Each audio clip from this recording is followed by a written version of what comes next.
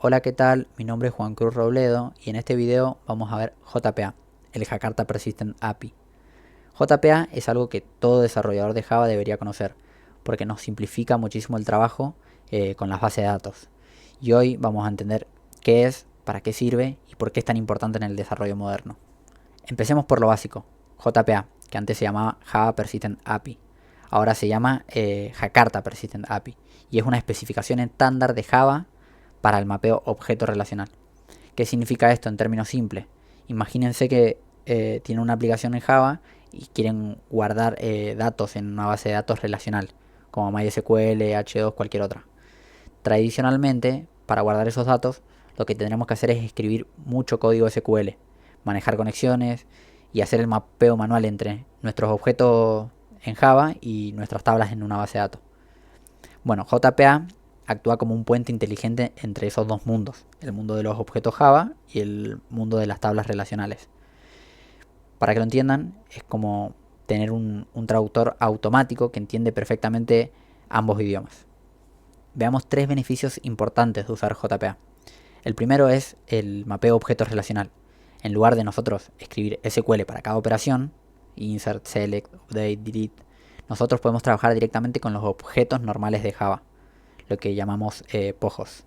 Segundo, la gestión del ciclo de vida.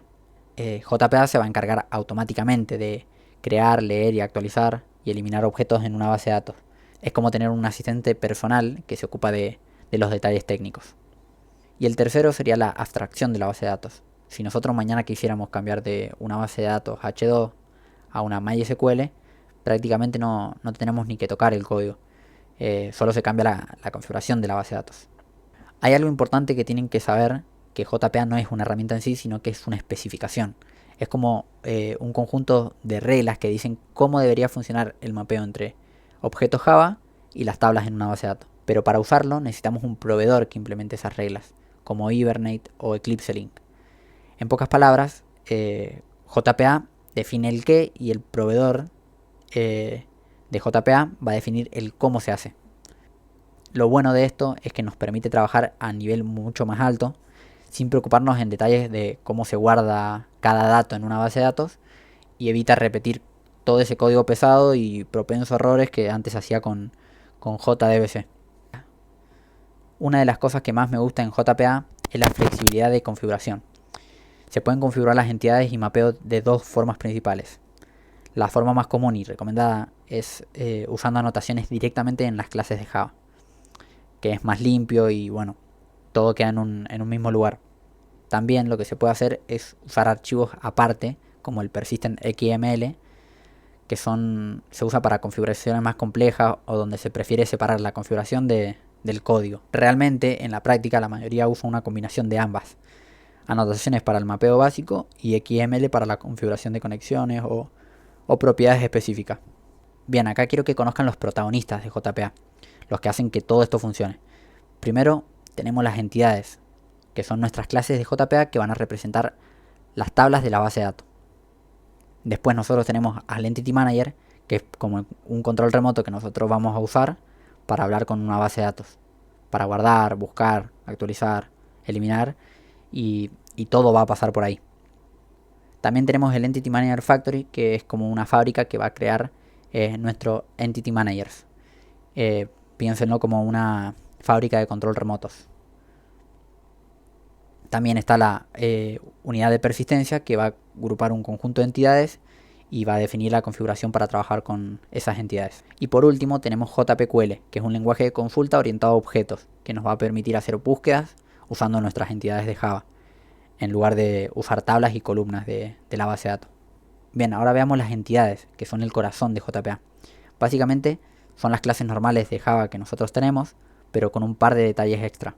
Para esto se marca con @entity para que JPA lo represente como una tabla en la base de datos, donde cada campo de la clase se va a mapear automáticamente en una tabla en la base de datos. Eso sí, también se tiene que tener una clave primaria que se va a marcar con @id. Y algo muy interesante que tienen que saber es que nuestras relaciones que nosotros tenemos en nuestras entidades también se van a poder definir mapeando con one to one to many, many to one, many to many, que es como armar las relaciones que nosotros teníamos en Java, pero en tablas.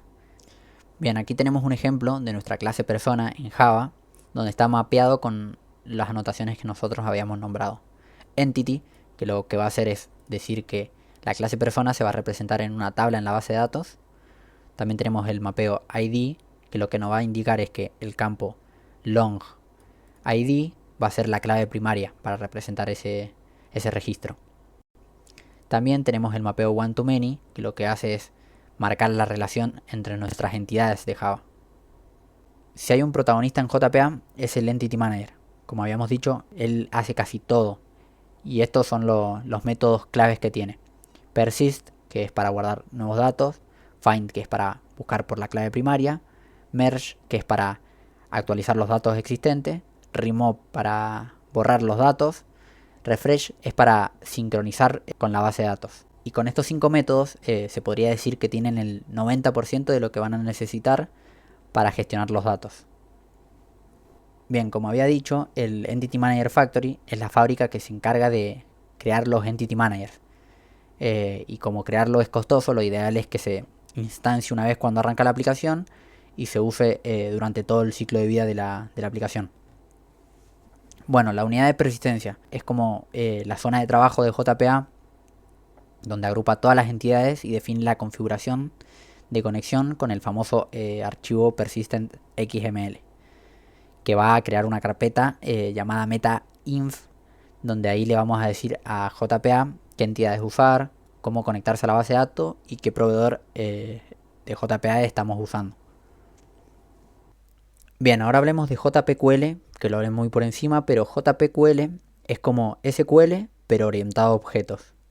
En lugar de nosotros hablar de tablas y columnas, nosotros vamos a hablar de entidades y atributos. Como se ve en el primer ejemplo, nosotros hacemos es seleccionar P, que va a ser el objeto persona, donde el atributo de edad sea mayor a 30.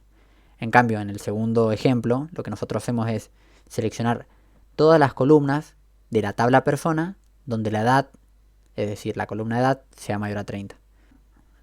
La diferencia clave está en que está orientado a objetos el JPQL y el SQL no, está orientado a tablas. Recordemos que JPA solo definía las reglas.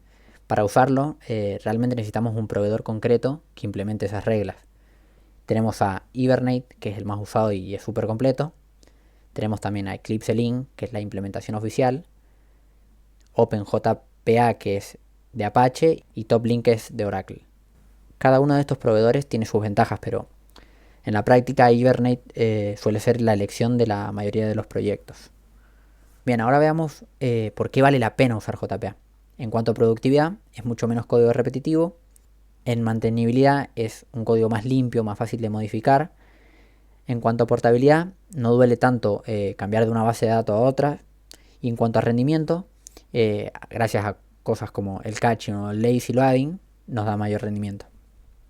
Bien, para resumir lo que vimos hoy, JPA le proporciona una API estándar y un modelo de programación para la persistencia de objetos en la base de datos relacionales. Lo más valioso es que le permite enfocarse en la lógica del negocio de su aplicación, en lugar de perderse en detalles técnicos como SQL y la gestión manual de la base de datos.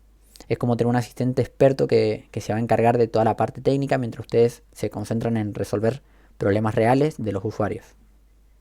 Por mi parte, eso fue todo. Gracias por ver el video y cabe aclarar que en los próximos videos vamos a entrar más en detalle de cómo funciona JPA paso a paso, con ejemplos concretos y con código real para que entiendan mejor el flujo. Y nada, gracias por ver el video y eso fue todo.